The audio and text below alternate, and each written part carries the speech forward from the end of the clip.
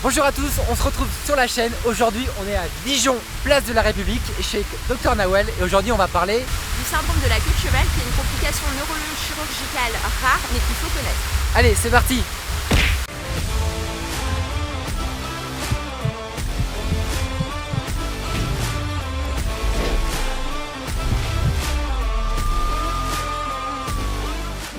Bonjour à tous, écoutez, on se retrouve chez Nawel et je vais te laisser te présenter.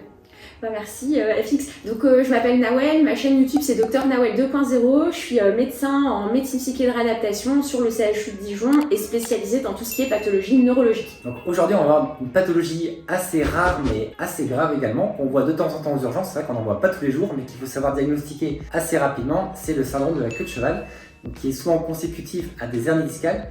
Est-ce que tu peux nous expliquer un petit peu ce que c'est? Déjà, je vais un peu vous expliquer ce qu'est la queue de cheval. Donc la queue de cheval, c'est assez simple. En gros, quand vous voyez la moelle épinière qui est dans la colonne vertébrale, la queue de cheval, ça va être les racines sacrées et spinales qui vont la terminer à la suite de la cône terminale. Donc c'est simple. En gros, imaginez que ça, c'est la colonne et la moelle spinale. C'est coiffé. Tu veux que je fasse ça? Ok. Ici, c'est le cône terminal. Et là, tout ça, toute cette partie-là, ça va être justement les racines spinales et sacrées qui vont en fait contenir des fibres motrices sensitives. Et quand on a ce qu'on appelle un syndrome de la queue de cheval, c'est quand il va y avoir une souffrance, comme tu l'as expliqué, suite à une compression par exemple à la suite d'une hernie discale. Et c'est vraiment une souffrance de ces racines spinales et sacrées qui vont causer tous les symptômes qu'on connaît. Et dans les causes, donc il y a la hernie discale, le canal lombaire étroit qui devient rétréci, donc à la suite d'hernie discale pluriétagée ou bien encore d'arthrose du rachis, et des causes tumorales, mais aussi infectieuses. Ok, merci. Et donc au niveau des urgences, c'est assez simple. Nous, on a 3 éléments où il faut y penser. C'est déjà lorsqu'on a un déficit moteur qui apparaît au niveau des membres inférieurs avec une perte de force motrice. C'est-à-dire que nous, à l'hôpital, on évalue la force des muscles sur une échelle de 1 à 5. Et lorsqu'on a une perte de la force motrice, donc nous, on évalue ça à 3 sur 5, voire inférieur. Deuxième élément, ça va être la personne qui va être pas soulagée. C'est-à-dire lorsqu'on va avoir cette hernie discale qui va comprimer et qui va donc être responsable d'une douleur qui ne va pas être soulagée par la morphine. On va commencer à monter en dose de morphine. La douleur est toujours très intense, et dans ce cas-là, il faut y penser. Et troisièmement, c'est lorsqu'on va avoir ce qu'on appelle une anesthésie en selle, c'est-à-dire qu'on perd la sensibilité et les réflexes au niveau du périnée, et donc ça, on le diagnostique par un toucher rectal, donc d'aller directement voir s'il y a une perte de ces réflexes. C'est ça, en gros, tu as tout bien expliqué, les symptômes moteurs, sensitifs, la perte des réflexes, donc il y en a plein, bucco-caverneux, clitorido-anal, donc selon si on est chez l'homme ou chez la femme.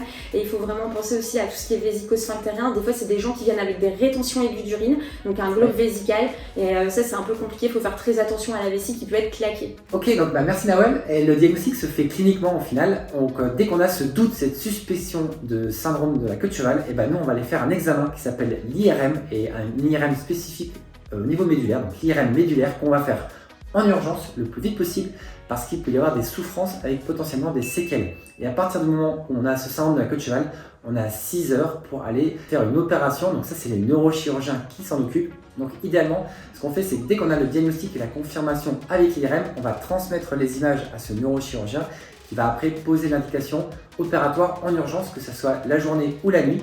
Et donc nous, il faut savoir que dans notre hôpital, on n'a pas directement de neurochirurgien. Donc ça peut nécessiter un transfert, et c'est avec le SAMU où on organise le transfert le plus vite possible pour être dans les mains du chirurgien pour aller décomprimer la moelle épinière. Et donc après l'intervention, donc les patients vont en rééducation. Et est-ce que tu peux nous expliquer un petit peu comment ça se passe après? Tout à fait. Donc en fait, après qu'il y ait eu un séjour en effet d'hospitalisation aiguë en neurochirurgie, les patients, il faut qu'on les prenne en rééducation. Donc soit... Alors c'est pas immédiatement après l'opération? Non, c'est pas directement. En général, ils passent un petit peu de temps. Des fois, c'est pas très longtemps, ça dépend. Soit ils sont en rééducation en libéral parce qu'ils ont pas trop de séquelles, soit on les prend, et c'est le plus fréquemment, en hospitalisation complète parce qu'ils ont des déficits moteurs, des troubles vésico-sphinctériens, il faut qu'on les éduque à ce propos. Et des fois, ça peut être aussi en hospitalisation de jour, c'est-à-dire qu'ils dorment chez eux et ils viennent certaines demi-journées en rééducation. Et donc du coup, nous, qu'est-ce qu'on met en place? Ça va être selon les symptômes, parce que les symptômes d'une queue de cheval, d'un syndrome de queue de cheval à l'autre n'est pas le même. Donc en général, quand on a des déficits par exemple moteurs, c'est souvent au niveau des membres inférieurs. Il faut savoir que c'est très souvent asymétrique, ça va soit toucher les deux côtés, mais toujours un plus que l'autre. Donc une jambe plutôt que l'autre. Ouais, c'est ça. Souvent, c'est très asymétrique. Et du coup, il y a vraiment tout un protocole de kinésithérapie pour renforcer, pour améliorer les capacités de déambulation, de transfert, de relevé de sol, pour éviter les chutes et tout simplement le risque de dépendance et de perte d'autonomie. Et juste une question sur le centre de la queue de cheval, est-ce que tu sais le risque de séquelles potentielles ou pas? De toute façon, alors le pourcentage c'est un peu compliqué, c'est selon les séries. Il y a souvent des séquelles qui peuvent perdurer, mais c'est pas trop forcément souvent les plus gênantes sur le plan moteur, c'est sur le plan vésico-sphinctérien et sensitif, et notamment au niveau des douleurs, même si on arrive à mettre des traitements qui permettent d'amoindrir celles-ci, et aussi donc médicamenteux et physiques pour tenter de prendre en charge au mieux ces différents symptômes. Ok, d'accord. Et après, un point où je veux vraiment insister, c'est sur les troubles vésico-sphinctériens. En fait, le profil de la vessie, il est très particulier dans le cadre des syndromes de queue de cheval. On a ce qu'on appelle une vessie rétentionniste, donc avec des difficultés à uriner. Et souvent, en fait, les patients, ils amoindrissent ou minimisent, ou ils osent pas trop dire ce type de symptômes, que ce soit vésico-sphinctérien, voire génitosexuel, avec parfois des troubles de l'érection.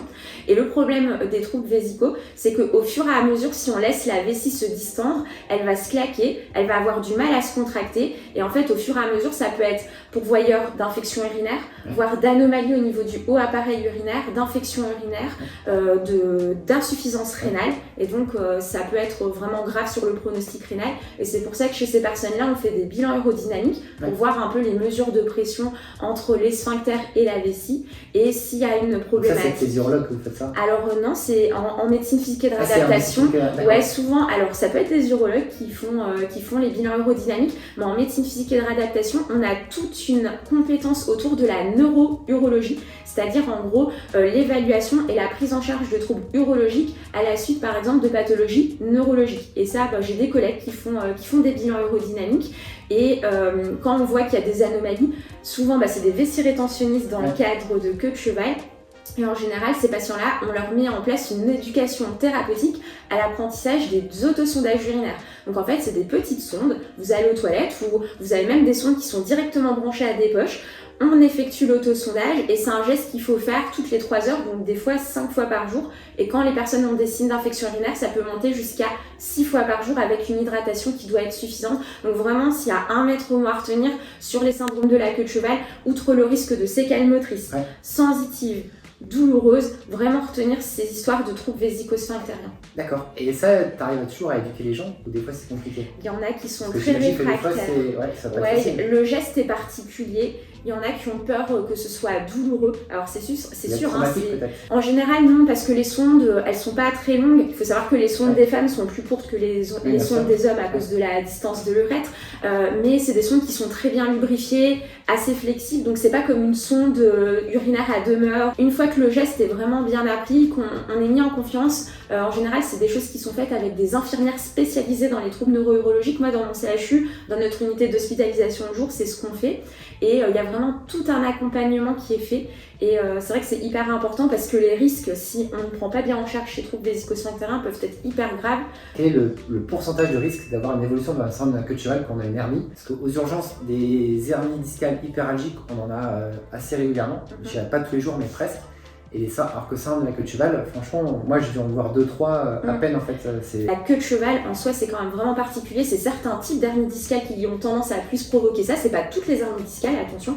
Ça reste comme quelque chose que tu as dit de rare. Le pourcentage comme ça, j'en ai pas spécialement en tête, mais il faut savoir que c'est pas la complication la plus fréquente. La complication la plus fréquente, c'est un syndrome douloureux chronique avec une peur vraiment du mouvement, ce qu'on appelle la kinésiophobie, et ça va au fur et à mesure avoir un impact mental, un impact physique, psychique, et ça va altérer toutes les activités de la vie courante. Donc c'est pour ça que dès qu'on a une hernie discale, un des premiers traitements, c'est des traitements physiques avec nos collègues, notamment kinésithérapeutes, qui sont très habilités ou profs à part.